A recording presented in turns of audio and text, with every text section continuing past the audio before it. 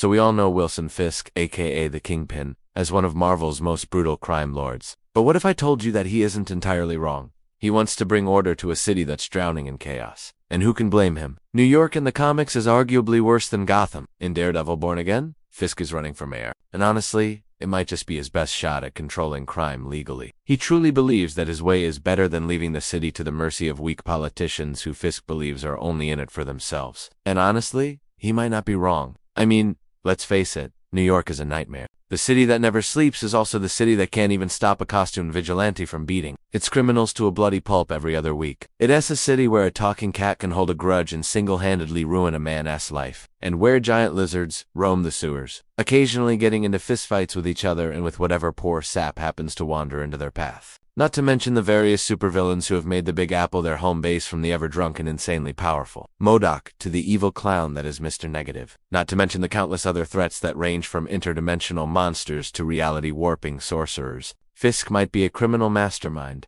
but at least he has a concrete plan and years of experience taking down criminals, whereas most of the people actually running the city have about as much experience dealing with threats on that level as a toddler with a hammer. Of course, that's not to say Fisk is right, merely that he might be less wrong than the rest of them. After all, the man does have a long history of using underhanded tactics to get what he wants, which often include murder. Still, if the people of New York are smart, they'll elect him mayor, just so long as they don't look at the fine print on his platform, which probably says something like, clean up the streets once and for all. What could possibly go wrong? Now, before you head off to vote for Fisk in the next election, make sure to debate your friends and comment below. Is Wilson Fisk a true villain, or just the leader New York needs? Let us know in the comments below. Fisk's